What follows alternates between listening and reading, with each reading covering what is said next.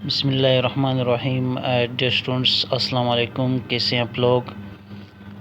Chapter number 2 lecture number 6 में आप तमाम स्टूडेंट्स को खुश आमदीद कहता हूँ। आज का जो टॉपिक है dear students, limit of a function. सबसे पहले इसका कंसेप्ट डिस्कस करते हैं स्टूडेंट्स कि लिमिट क्या होता है।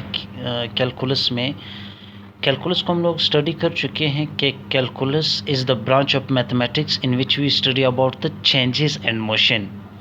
फर्स्ट लेक्चर में मैं आपको मेंशन कर चुका हूँ कि कैलकुलस क्या है। तो कैलकुलस में हमारे पास एक टॉपिक है लिमिट ऑफ द फंक्शन, यानी फंक्शन का लिमिट क्या होता है।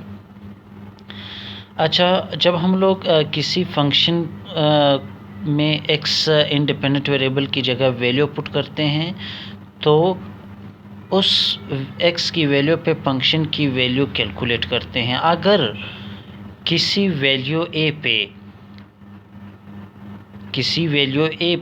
a not in the domain of f, यानी x closer to the number a not necessarily equal to a, उस पे फंक्शन अगर अनडिफाइंड आ जाए।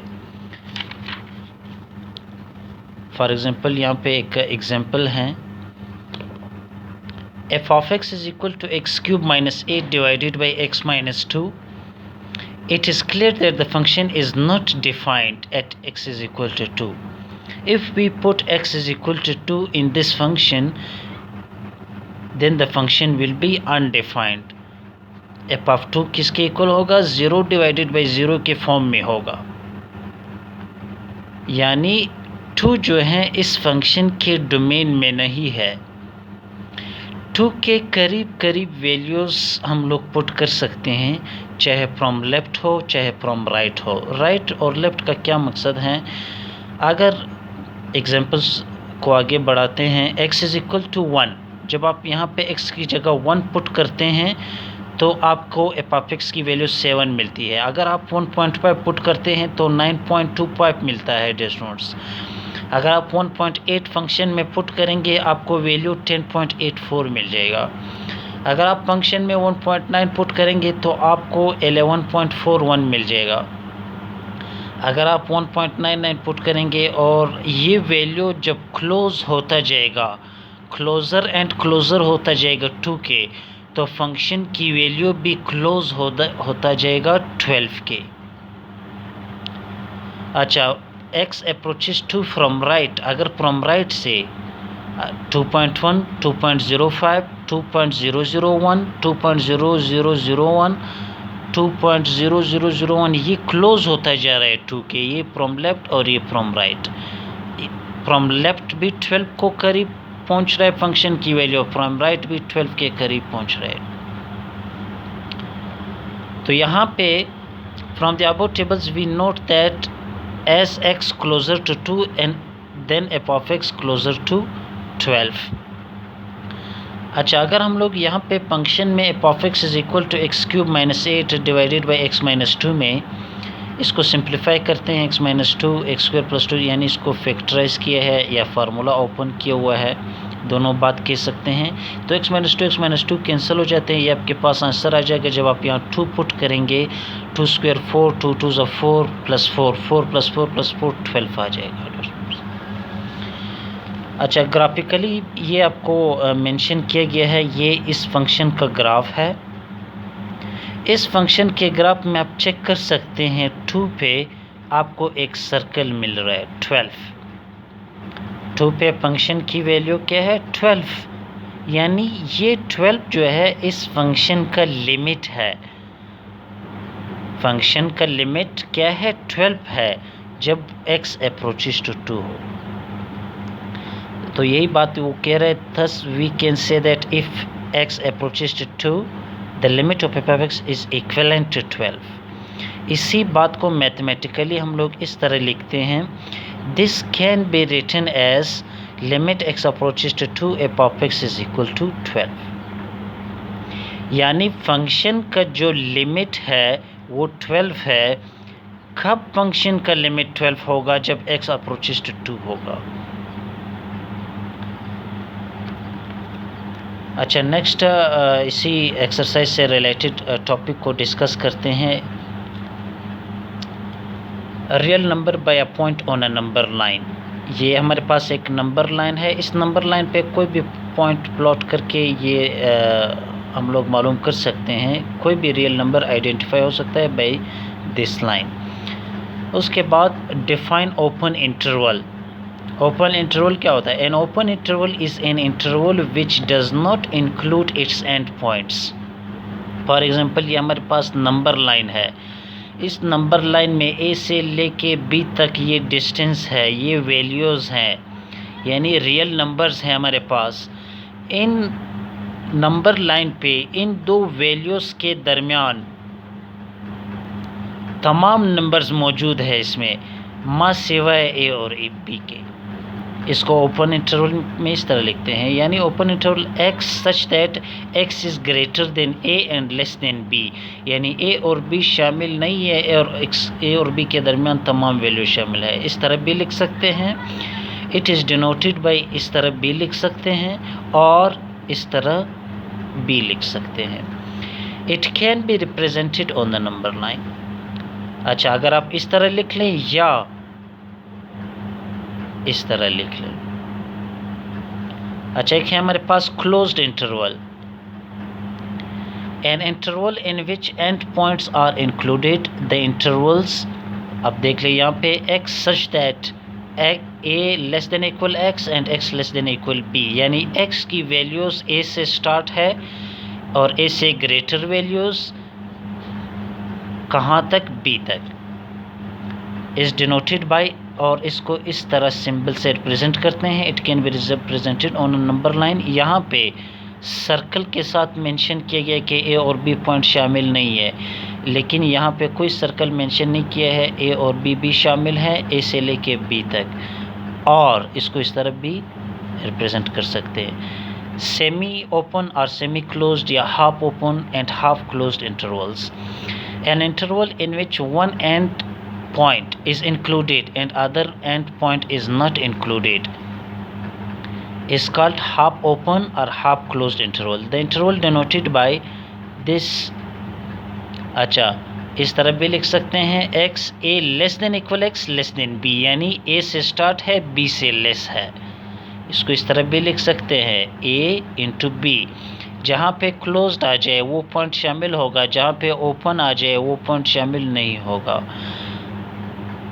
इस तरह भी लिख सकते हैं, and x a less than x less than equal b, यहाँ पे बी ई के पे इक्वल है और ए से ग्रेटर है, यानी ए शामिल नहीं है, जो इक्वल के साथ है वो शामिल है। इस तरह भी लिख सकते हैं, ए के साथ ओपन है और बी के साथ क्लोज्ड है, तो ये हाफ ओपन या हाफ क्लोज्ड कह सकते हैं। आर कॉल्ड हाफ ओपन या half closed intervals. They can be represented as. Students, ये एग्जाम्पल हैं आपके सामने। Represents the following intervals on the number line. 2 5, ये दोनों ये ओपन इंटरवल है, यानी 2 और 5 शामिल नहीं है, इनके दरमियान तमाम नंबर शामिल है। 6 10, ये क्लोज्ड इंटरवल है, 6 से लेके 10 तक तमाम वैल्यूज़, 6 भी शामिल है और इसमें 10 भी शामिल है। -3 -1, ये हाफ क्लोज्ड या हाफ ओपन इंटरवल कह सकते हैं आप, या सेमी ओपन इंटरवल। -3 शामिल नहीं है -1 तक, -3 से -1 तक और -3 शामिल नहीं है। आप इस तरह भी लिख सकते हैं और इस तरह डॉट से भी रिप्रेजेंट कर सकते हैं, एक ओपन और एक close.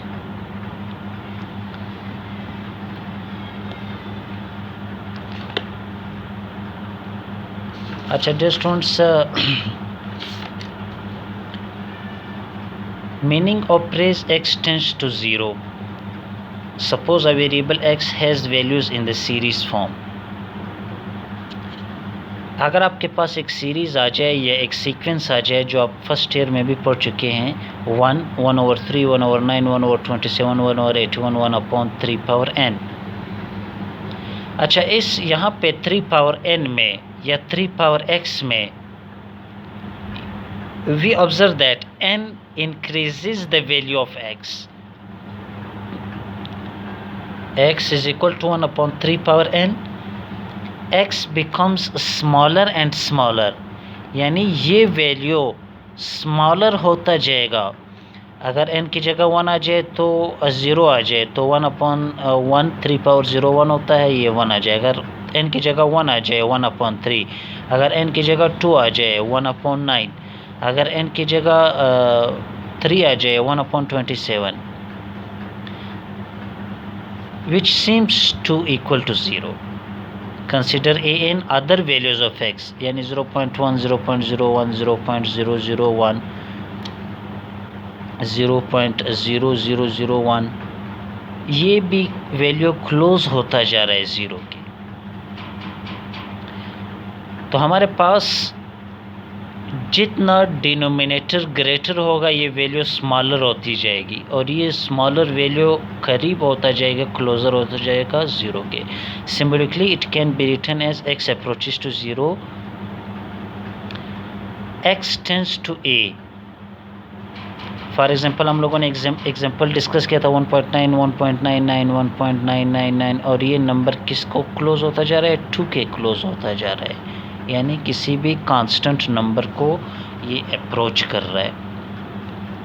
Meaning of phrase x tends to infinity, अगर हम लोग ये फंक्शन डिस्कस कर ले 10 power 1, 10 power 2, 10 power 3, 10 power 4, 10 power 5, 10 power n, जितना n की वैल्यू इंक्रीज होगा, यानी n की वैल्यू जब अप्रोच करेगा इन्फिनिटी को, x approaches to infinity, as n approaches to infinity then we say that 10 power n approaches to infinity।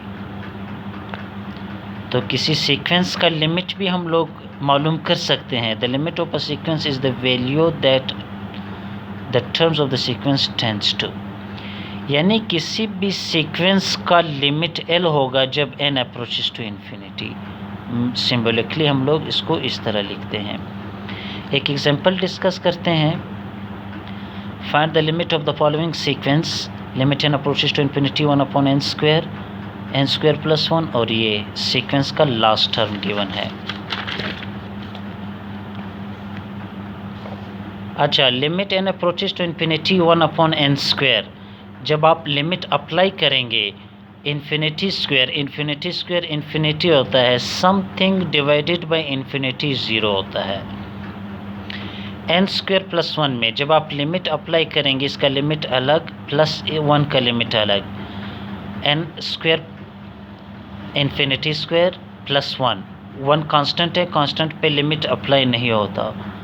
तो infinity square, infinity का स्क्वायर इन्फिनिटी होता है, इन्फिनिटी में 1 ऐड कर ले इन्फिनिटी होता है।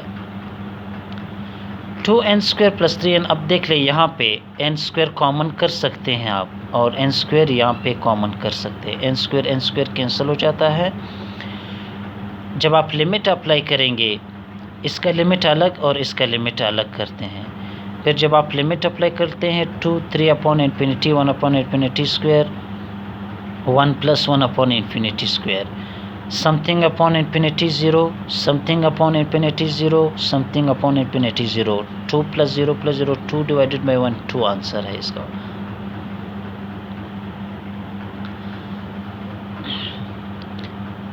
तो ये फॉर्मल डेफिनेशन है लिमिट का। Let a function f defined for all values of x except possibly for x is equal to a, where a is a real number, then f is said to have the limit l a real number as x approaches to a। Symbolically हम लोग इसको इस तरह लिखते हैं। कुछ theorems हैं हमारे पास स्टूडेंट्स लिमिट्स के। सम ऑफ द फंक्शन, अगर दो फंक्शन सम हो रहे हैं तो हर एक का लिमिट हम लोग अलग अलग लिखते हैं। एफ ऑफ एक्स का लिमिट अलग और जी ऑफ एक्स का लिमिट अलग। इसी तरह डिफरेंस में इसका लिमिट अलग माइनस इसका लिमिट अलग। कांस्टेंट मल्टीपल थ्योरम, अगर कोई कांस्टेंट फंक्शन के साथ आ जाए,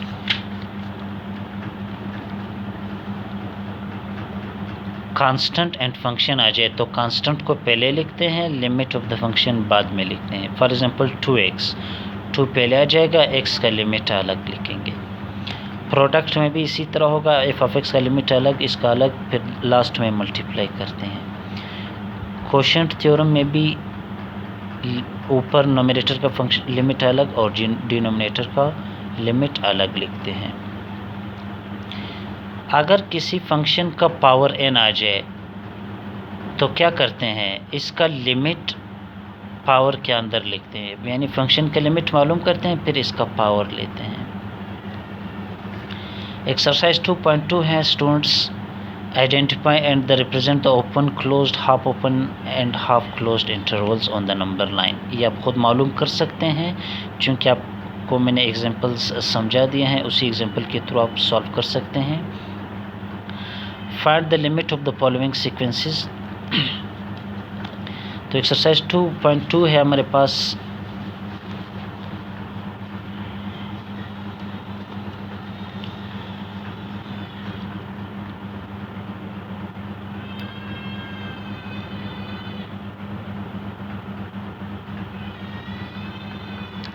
एक्सरसाइज 2.2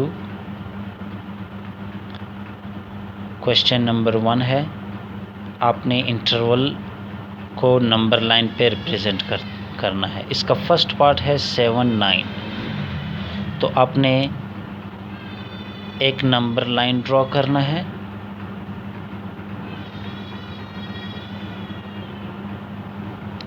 ये हमारे पास -1, ये आ जाएगा 0, ये आ जाएगा +1, 2, 3, 4, 5, 6, 7, 8, 9। तो 7 से लेके 9 तक, 7 से लेके 9 तक, इस पे आपने ये सर्कल नहीं लगाना, ठीक है। इस तरह भी लगा सकते हैं और आप इस तरह ब्रैकेट से भी शो कर सकते हैं, इससे कोई फ़र्क नहीं पड़ता। बाकी पार्ट्स भी आप खुद सॉल्व कर सकते हैं। मैं क्वेश्चन नंबर 2 लिखवाने जा रहा हूँ। क्वेश्चन नंबर 2 है हमारे पास, find the limit, find the limit of the following sequences. तो क्वेश्चन नंबर 2 का फर्स्ट पार्ट है dear students, limit n approaches to infinity 5n square 5n square plus 7n minus 8। तो जब आप अप्लाई करते हैं लिमिट तो यह जाएगा 5 infinity square plus 7 into infinity minus 8। तो यह जाएगा इन्फिनिटी स्क्वायर इन्फिनिटी, इन्फिनिटी को 5 टाइम्स मल्टीप्लाई कर लो, ये इन्फिनिटी हो जाएगा, ये infinity minus 8, infinity plus infinity, infinity infinity minus 8, ये इन्फिनिटी होगा स्टूडेंट्स। इसका सेकंड और थर्ड पार्ट बहुत इम्पोर्टेंट है, तो सेकंड पार्ट को डिस्कस करते हैं। Limit n approaches to infinity 5n square plus 3n minus 1 divided by 2n square minus n plus 5। तो आप इसमें इस तरह कर सकते हैं कि आप limit n approaches to infinity n square common कर लें, 5 plus 3 upon n minus 1 upon n square, यहाँ से भी n स्क्वायर कॉमन कर लें, 2 minus 1 upon n plus 5 divided by n square. ये n स्क्वायर के साथ कैंसिल। ये काम आपने कब करना है, जब ऊपर और नीचे पावर सेम हो।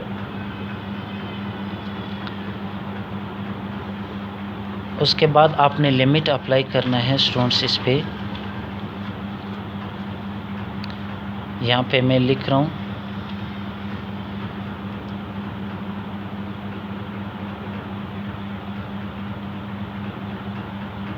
Applying limit. जब आप लिमिट उस पे अप्लाई करेंगे, यहाँ पे मैं आपको मेंशन कर दूँ, 5 plus 3 upon infinity minus 1 upon infinity square, 2 minus 1 upon infinity plus 5 upon infinity square। तो यहाँ पे आ जाएगा 5 plus 3 upon infinity minus 1 upon infinity square तो ये आ जाएगा 2 minus 1 upon infinity plus 5 upon infinity square. तो ये आ जाएगा 5 something upon infinity 0 something upon infinity square, ये 0 हो जाएगा। 2 माइनस 0 प्लस 0, ये आ जाएगा 5 अपॉन 2, और यही इसका आंसर होगा। अच्छा, थर्ड पार्ट में आप देख लें, limit n approaches to infinity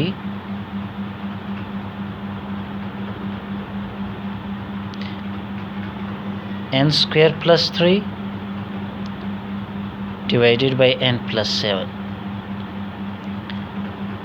अच्छा, यहाँ से भी आप n कॉमन कर सकते हैं, यहाँ से भी आप n कॉमन कर सकते हैं, तो यहाँ से कोई फ़र्क नहीं पड़ेगा। तो आपने क्या करना है, limit n approaches to infinity, यहाँ से n common, n plus 3 upon n, यहाँ से n common 1 plus 7 upon n।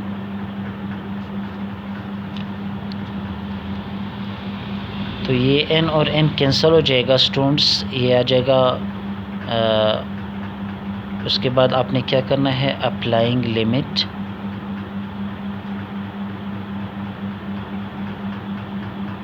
तो ये आ जाएगा infinity plus 3 upon infinity 1 plus 7 upon infinity. तो ये आ जाएगा infinity something upon infinity 0 1 plus 0, तो ये आ जाएगा इन्फिनिटी अपॉन 1, ये आ जाएगा इन्फिनिटी, और यही इसका आंसर होगा।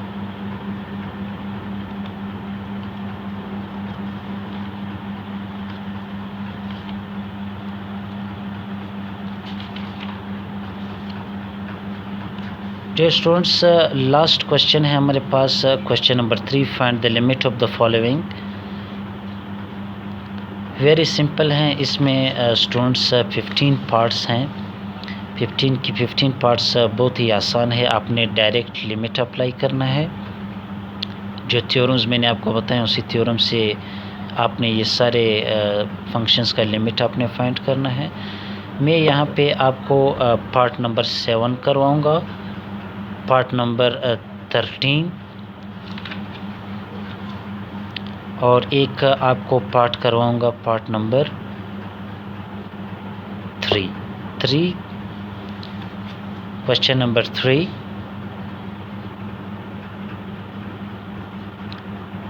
पार्ट 3 क्या करना है, find the limit of the following functions. Limit x approaches to 1, x square plus 7x minus 5। तो limit x approaches to 1, x square plus 7, limit x approaches to 1x minus limit x approaches to 1 into 5। Applying limit,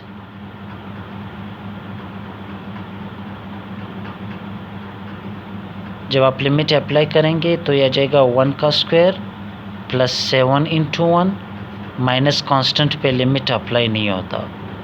7 into 1 7, 7 plus 1 8, 8 minus 5 which is equal to 3, ये इसका answer होगा।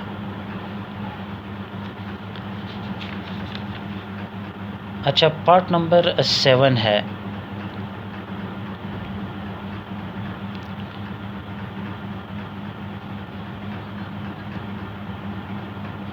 Limit x approaches to 4,